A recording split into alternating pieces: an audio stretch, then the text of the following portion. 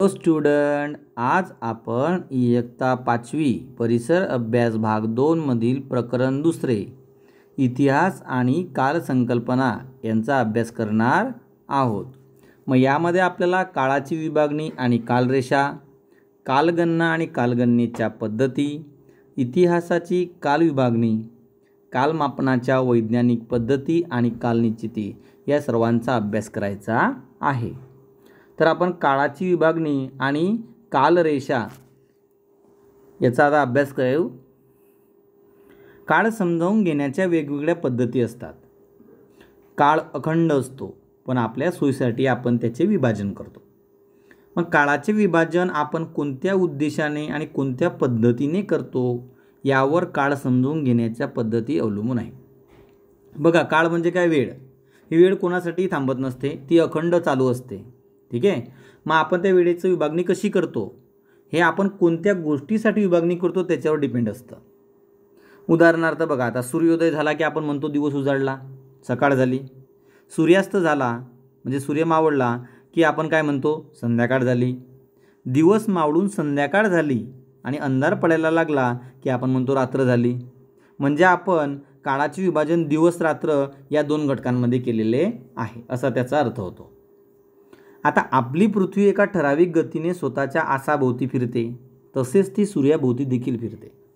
म्हणजे पृथ्वी स्वतःभोवती तर फिरतेच, परंतु ती स्वतःभोवती फिरता फिरता कोणाभोवती फिरते? सूर्याच्या भोवती। जे आपण मागच्या इयत्तेमध्ये शिकलो आहोत की 8 ग्रह वगैरे आहेत आणि ते ग्रह जे आहेत ते ग्रह सर्व सूर्याभोवती फिरतात, तसेच ती सूर्याभोवती फिरते। सूर्य हा स्वयंप्रकाशित आहे, सूर्याला स्वतःचा प्रकाश आहे। सूर्यकिरणांपासून सतत प्रकाश मिळतो, तरीही आपल्याला मात्र फक्त दिवसा प्रकाश आणि रात्री अंधार। असंच का घडतं? तर पृथ्वी स्वतःच्या आसाभोवती फिरत असताना तिचा जो पृष्ठभाग सूर्यासमोर येतो तिथे उजेड असतो, आणि जो भाग सूर्याच्या समोरून दूर जात राहतो तिथे अंधार होत जातो। म्हणजे पृथ्वीची स्वतःच्या आसाभोवती फिरण्याची एक प्रदक्षिणा पूर्ण होण्यास 24 तासांचा अवधी लागतो। मग सुमारे 12 तासांचा दिवस आणि 12 तासांची रात्र असा अवधी असतो। मग अशा प्रकारचा एक दिवस आणि एक रात्र मिळून होणाऱ्या काळालाही व्यापक अर्थाने दिवस असं म्हटलं जातं। असा एक दिवस म्हणजे एक वार। ठीक आहे।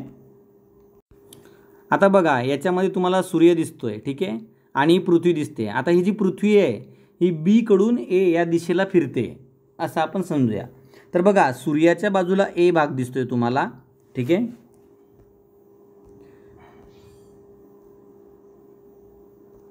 बघा, हा जो ए भाग आहे हा सूर्याच्या दिशेला आहे, म्हणजे सूर्य इकडनं सूर्याचे किरण ए भागावरती पडतायत, ठीक आहे। आणि हा जो बी भाग आहे ह्या बाजूचा, या बी भागावरती अंधार आहे, ठीक आहे। म्हणजे याचा अर्थ काय की सूर्याचा प्रकाश ए भागावरती पडतो, म्हणजे ए काय झाला?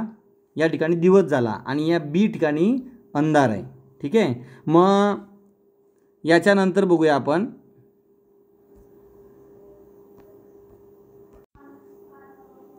आता बघा, आता सूर्य म्हणजे पृथ्वी ही स्वतःभोवती फिरते, आणि पृथ्वी स्वतःभोवती फिरत असताना ही जी बी बाजू होती, ही बी बाजू ह्या ठिकाणी होती, तर ती ह्या ठिकाणी आली। म्हणजे या ठिकाणी अंधार होता, आता ह्या ठिकाणी बी आल्यामुळे या ठिकाणी उजेड आला, म्हणजे या ठिकाणी दिवस आहे। आता बी मध्ये काय? सूर्याचे किरण बी वर पडत आहेत, म्हणून बी या ठिकाणी दिवस आहे, आणि ए या ठिकाणी सूर्याची किरण पडत नाही आहे, म्हणून त्या ठिकाणी काय आहे? अंधार आहे, म्हणजे त्या ठिकाणी रात्र आहे। म्हणजे असे 12-12 तासाचे जो वेळ आहे, म्हणजे या ठिकाणी 12 तास दिवस आहे आणि या ठिकाणी 12 तास रात्र आहे, ठीक आहे। आणि पृथ्वी या भोवती ए कडून आता बी कडे, बी कडून ए कडे अशी सलग स्वतःच्या आसाभोवती फिरत असते, आणि दिवस रात्र या पद्धतीने चक्र चालू आहे।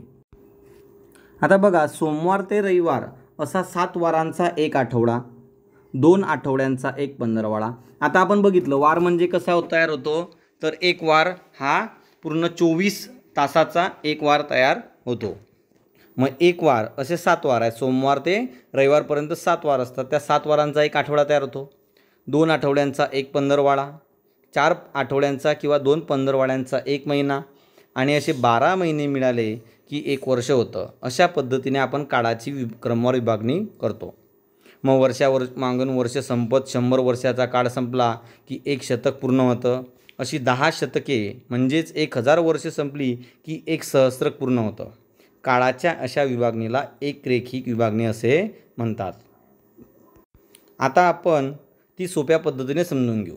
आता बघा, या ठिकाणी तुम्हाला या पहिल्या बाजूला इथं दिसतंय, इथं काय दिलं आहे की सोमवार, मंगळवार, बुधवार, गुरुवार, शुक्रवार, शनिवार, रविवार असे 7 वार आहेत. मग या 7 वारांचा काय तयार होतो, तर 7 वारांचा एक आठवडा तयार होतो. ठीक आहे, म्हणजे 7 दिवसांचा एक आठवडा. आणि नंतर मग एक आठवडा आणि दुसरा एक आठवडा असे 2 आठवडे जर मिळाले तर काय तयार होतं, 2 आठवड्याचा एक 15वाडा तयार होतो. नंतर 4 आठवडे किंवा 2 15वाडे जर तयार झाले तर त्यांचा 1 महिना बनतो. मग 1 महिन्याचं बनतं एक महिना, आणि ते 12 महिने झाले की त्याचं 1 वर्ष होतं. आणि असे 100 वर्ष म्हणजे 1 शतक होतं. आणि 1000 वर्ष किंवा 10 शतक म्हणजे 1 सहस्त्रक होतं. तर मग अशा पद्धतीनं बघा, म्हणजे हे झाले वार, नंतर त्यांचा आठवडा, मग नंतर 15वाडा, मग त्यानंतर 15वाड्यापासून 1 महिना बनतो, महिन्यापासून वर्ष बनतं, वर्षापासून शतक बनतं, आणि शतकपासून सहस्त्रक बनतं. मग ही जी सर्व मांडणी आहे हिला एकरेखिक विभागणी असे म्हणतात, कारण ही काळाची विभागणी कशामध्ये केली, एका सरळ रेषेमध्ये केलेली आहे. एकरेखिक विभागणीत एका पाठोपाठ येणाऱ्या वर्षांची क्रमवार मांडणी केली जाते. म्हणजे 1 वर्ष, 2 वर्ष, 3 वर्ष, 4 वर्ष असे आता 2021 चालू आहे. इतिहासाच्या पुस्तकांमध्येही एका पाठोपाठ घडलेल्या घटनांची साखळी अशाच एकरेखित पद्धतीने क्रमशः मांडलेली असते. त्यासाठी सर्वसाधारणपणे इसवी सणाचा उपयोग केला जातो. मग आपण वापरतो ती दिनदर्शिका इसवी सणावर आधारलेली आहे. येशू ख्रिस्तांच्या स्मरणार्थ इसवी सणाची सुरुवात झाली. मराठीतील इसवी हा शब्द येशू या नावाशी संबंधित आहे. ज्या वर्षापासून इसवी सणाची सुरुवात झाली ते इसवी सणाचे पहिले वर्ष. त्या वर्षाच्या सुरुवातीला 1 या संख्येने दाखवली जाते. नंतर येणाऱ्या प्रत्येक वर्षाची क्रमसंख्या पुढच्या दिशेने चढत जाते. इसवी सणाच्या पहिल्या 100 वर्षाचा म्हणजे पहिल्या शतकाचा काळ हा इसवी सन 1 ते इसवी सन 100 असा लिहिला जातो. कारण इसवी सणाची सुरुवात कधीपासून झाली, येशू ख्रिस्तांच्या स्मरणार्थ. मग तो पहिलं वर्ष जे आहे त्याला इसवी सन पहिलं वर्ष. मग तिथून जर आपण 100व्या वर्षापर्यंत मोजत गेलो तर पहिलं वर्ष, दुसरं, तिसरं, चौथं आणि 100, म्हणजे इसवी सन 1 ते इसवी सन 100 असा झाला पहिल्या शतकाचा काळ. इसवी सणाच्या पहिल्या सहस्त्रकाचा काळ, सहस्त्रक म्हणजे 1000 वर्ष कंप्लीट जेव्हा होतात तेव्हा त्याला सहस्त्रक म्हणतो, आपण आताच मागे बघितलं. मग इसवी सन 1 पासून तर 1000 पर्यंत सहस्त्रकाचा काळ होतो, पहिल्या सहस्त्रकाचा असा तो लिहिला जातो. मग इसवी सणापूर्वीचा काळ, आता इसवी सणाची सुरुवात होण्यापूर्वीच्या काळाला इसवी सन पूर्व असे म्हटले जाते. म्हणजे बघा, आता येशू ख्रिस्तांच्या स्मरणार्थ इसवी सणाची सुरुवात झाली, ते पहिलं वर्ष गणल्या गेलं. पण येशू ख्रिस्तांच्या आधीचा जो काळ आहे मग त्याचीही आपल्याला गणना करावी लागेल. त्या काळात काही ना काही घटना घडल्या असतील. मग त्या ज्या घटना आहेत त्या इसवी सन पूर्व काळ असं म्हणून संबोधून त्या घटनांचे वर्ष काउंट केले जातात, मोजले जातात.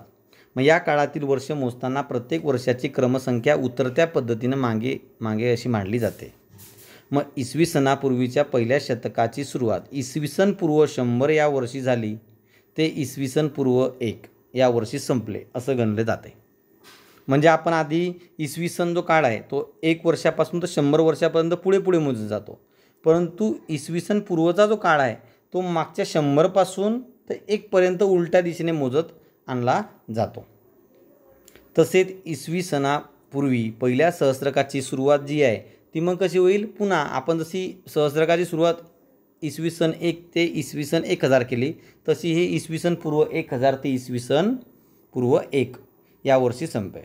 म्हणून इसवी सणापूर्वीच्या पहिल्या 100 वर्षाचा म्हणजे पहिल्या शतकाचा काळ म्हणजे इसवी सन पूर्व 100 ते 1 आणि इसवी सणापूर्वीच्या पहिल्या सहस्त्रकाचा काळ म्हणजे इसवी सन पूर्व 1000 ते 1 असा मोजला जातो.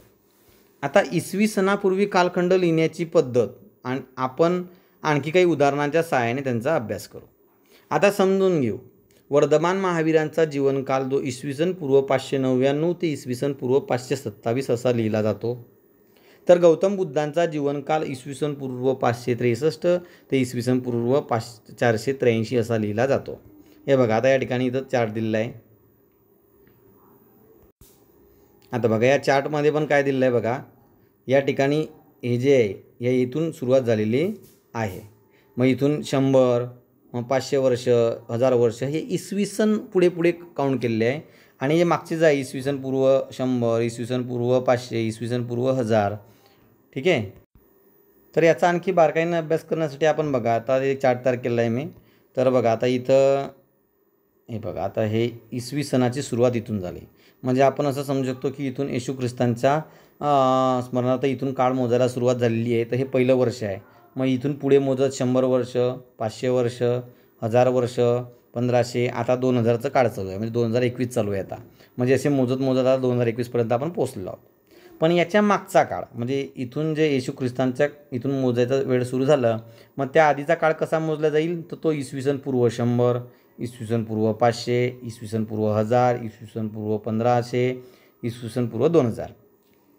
परंतु तो मोजताना आता बघा आता या ठिकाणी आता वर्धमान महावीरांचा काळ आपण बघूया. आता वर्धमान महावीरांचा जो काळ आहे तो बघा, वर्धमान महावीरांचा जो काळ आहे तो इसवी सन पूर्व 599 ते 527. म्हणजे त्यांचा जन्म 599ला झाला इसवी सन पूर्व. म्हणजे या ठिकाणी त्यांचा जन्म झाला आणि इथपर्यंत त्यांचा कार्यकाळ होता. समजा इसवी सन पूर्व 599 ते 527पर्यंत त्यांचा काळ होता. म्हणजे उलट्या दिशेने आपण मोजत आलो. जसं आपण आता या बाजूला जर मोजायचं झालं इसवी सनमध्ये काळ तर 527ला जन्म झाला 527व्या वर्षी, तर 527 ते 599पर्यंत त्याचा कार्यकाळ. म्हणजे आपण आता या बाजूला अगदी उलट आहे बघा. इसवी सन पूर्व 599ला समजा त्यांचा जन्म आणि 527पर्यंत त्यांचा कार्यकाळ संपला आहे. ॲज इट इज त्याच पद्धतीने बघा आता आपण बघूया इथं गौतम बुद्धांचा काळ बघूया. आता गौतम बुद्धांच्या काळामध्ये पण काय बघा, इसवी सन पूर्व 563ला त्यांचा जन्म आणि इसवी सन पूर्व 463पर्यंत त्यांचा काळ आहे. ठीक आहे. म्हणजे या ठिकाणी उलट्या दिशेने तो मोजत आलेला आहे. समजलं मग तुम्हाला? हे जे कालगणना जी एक रेषी आहे ते कशा पद्धतीने मोजली इसवी सन पूर्व आणि इसवी सन. चला तर पुढे बघूया. आता कालगणना आणि कालगणनेच्या पद्धती. कालगणना करणे म्हणजे काळाची लांबी मोजणे की किती तो काळ आहे. काळ मोजण्याची आपल्याला माहिती आहे एकके. म्हणजे सेकंदमध्ये मोजतो आपण, मिनिटमध्ये, मग नंतर तासमध्ये, मग दिवस, मग आठवडा, पंधरवडा, महिना, वर्ष, शतक, सहस्र. मग यातील सर्वात जर छोटं म्हटलं तर सर्वात छोटं काय आहे यामधील कालगणनेच्या पद्धतीमध्ये सर्वात छोटं आहे सेकंद. ठीक आहे. नंतर सर्वात मोठं काय आहे जर मोजायचं झालं तर समजा सहस्त्रकमध्ये, याच्या पुढे पण आणखी मोजू शकतो. पण एक आपण जे अंदाजे मोजतो त्या हिशोबामध्ये असं केलं तर सेकंद हे सर्वात छोटं एकक आहे काल मोजायचं. नंतर मग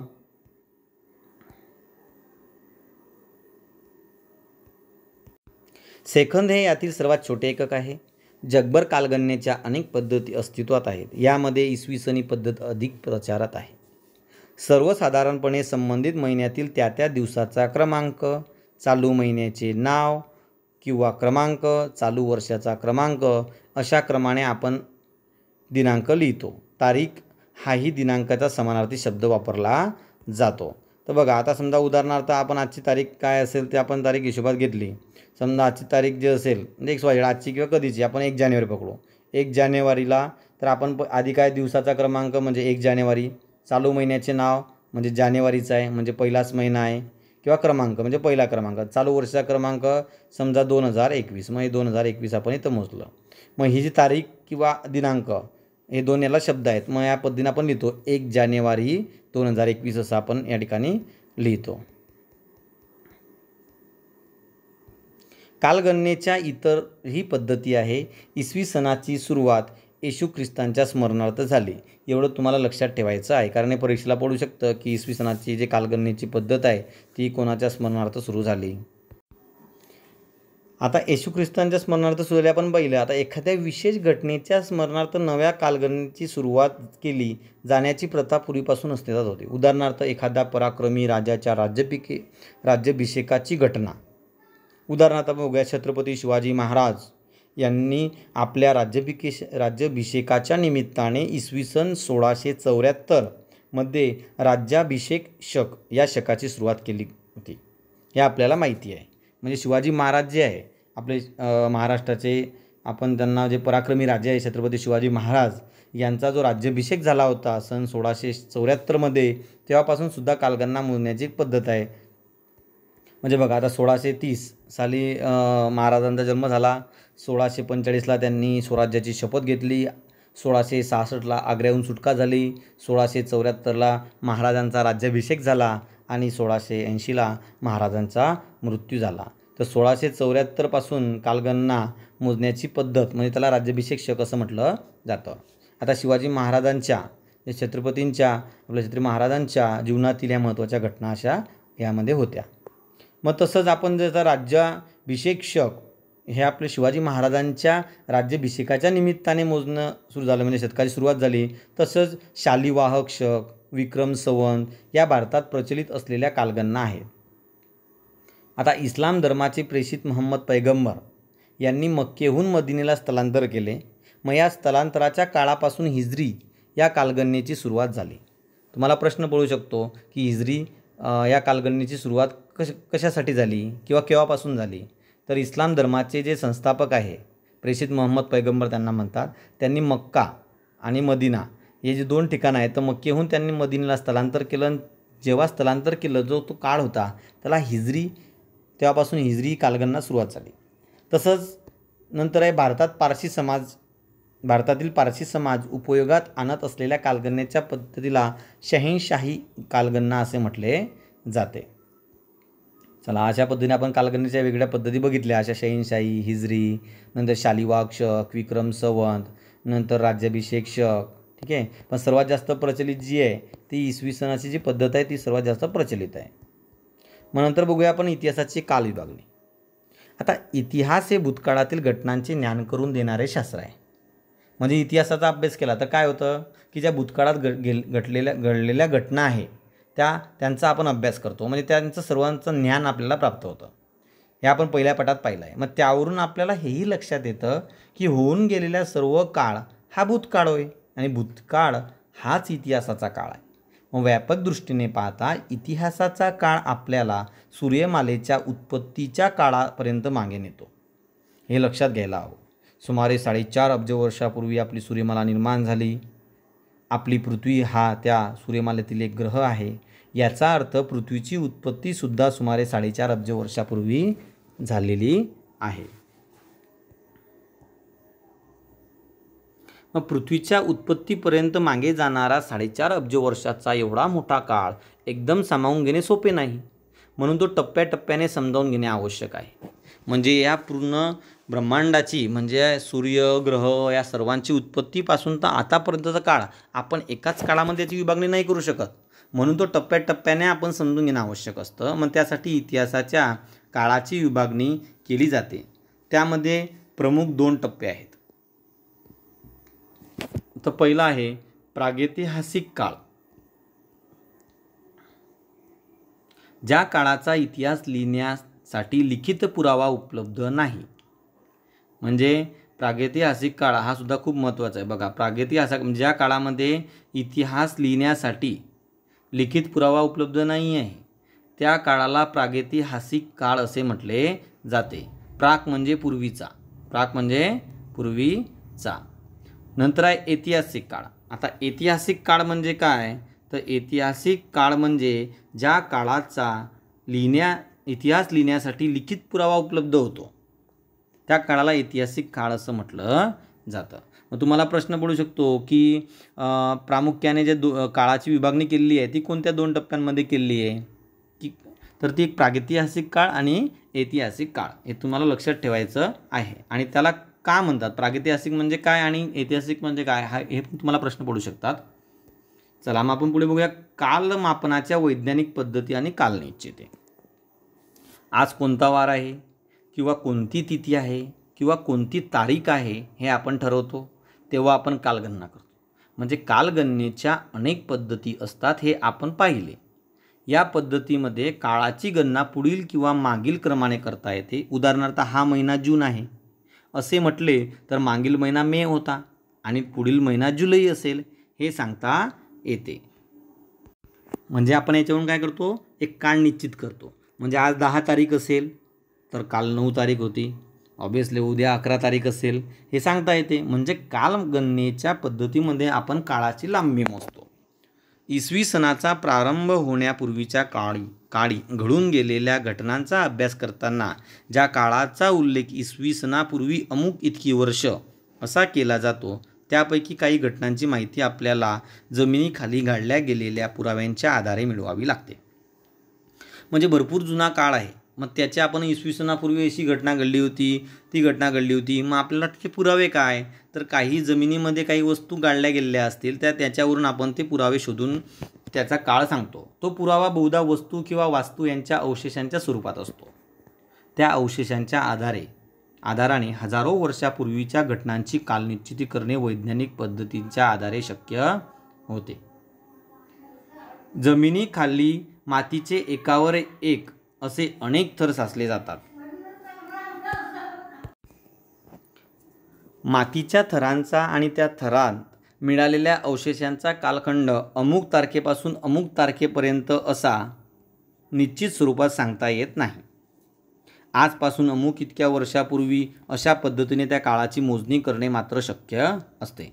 मग आता ही मोजणी कसे करत असाल, म्हणून अशा पद्धतींना कालमापनाच्या पद्धती असं म्हटलं जातं. मग आता ही कालमापनाची पद्धत म्हणजे कसे करतात बघा. आता कालमापन करण्यासाठी कर्ब 14 विश्लेषण, काष्ठवलयांचे विश्लेषण यासारख्या वैज्ञानिक पद्धतींचा उपयोग केला जातो. कालमापनाच्या आधारे अवशेष ज्या थरात ते सापडले ते मातीचे थर किती वर्षापूर्वीचे आहेत हे समजले की त्यांचा काळ ढोबळमानाने निश्चित केला जातो. म्हणजे उदाहरणार्थ एखादी वस्तू सापडली तर तो जो थर आहे, ज्या मातीचा थर हा कोणत्या काळातला आहे, मग त्यावरून त्या काळातल्या या वस्तू आहेत असा अंदाज लावला जातो. मग यासाठी 2 पद्धती आहेत, त्या पद्धतींचा वापर या ठिकाणी केला जातो. बघा मी इथं पेनाने त्याला राऊंड केलेला आहे. कर्ब 14 विश्लेषण आणि काष्ठवलयांचे विश्लेषण या 2 वैज्ञानिक पद्धती आहे. त्या पद्धतींच्या आधारे तो काळ कोणता हे आपण ठरवतो. उदाहरणार्थ एखादे मातीचे भांडे 5000 वर्षापूर्वीचे आहे असा निष्कर्ष कालमापन पद्धतींच्या आधारे निघाला तर असे म्हणता येईल की त्या भांड्याचा काळ इसवी सन पूर्व सुमारे 3000 वर्षे इतका आहे. त्याच्या आधारे ज्या संस्कृतीशी ते भांडे निगडीत आहे त्या संस्कृतीचा काळ इसवी सन पूर्व सुमारे 3000 वर्षे इतका आहे असे सांगता येतं. आता उदाहरणार्थ तुम्हाला सांगतो मी. बघा आताचा जो काळ चालू आहे, आता चालू आहे इसवी सन समजा 2000 आणि आपल्याला सापडलेलं आहे 5000 वर्षापूर्वीचं. म्हणजे इथून जर आपण 2000 मायनस केले तर उरतात 3000. मग इथून पुढे 3000 काउंट केले तर इसवी सन पूर्व 3000 तर ते भांडं आपल्याला सापडलं असं आपण म्हणता येईल. म्हणजे हे 3 आणि हे +2 असे 5000 वर्ष मागचा जो काळ आहे तो म्हणजे इसवी सन पूर्व 3000 अशा पद्धतीने तो काळ मोजला जातो. बघा काळ मोजण्याची जी कर्ब 14 पद्धतीने 60,000 वर्षापूर्वीच्या प्राचीन वस्तूंचे वय ठरवता येणे शक्य होते.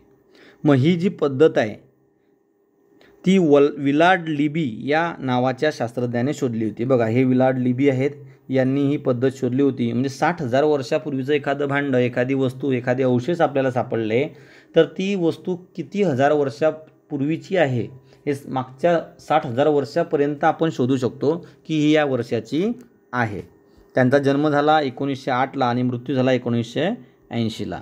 तर मग ही जी पद्धत आहे ही काल निश्चितीच्या पद्धती जी आहे ती कशा पद्धतीनं मोजलं जातं हे यामध्ये सांगितलेलं आहे. तुम्ही त्याचा सविस्तर अभ्यास करायचा. त्यानंतर बघा काही तुम्हाला स्वाध्यायामध्ये रिकाम्या जागी योग्य शब्द भरा, एका वाक्यात उत्तरले आहे. हे जे सर्व प्रश्न उत्तर आहेत हे आपण नंतरच्या पुढच्या लेक्चरमध्ये बघूया. तर मित्रांनो तत्पूर्वी जर तुम्ही आपल्या ऑनलाईन स्कूल गुरु या यूट्यूब चॅनलला नवीन असाल तर सबस्क्राईब जरूर करा आणि लाईक करा, शेअर करा. सो बाय बाय मित्रांनो, थँक्यू.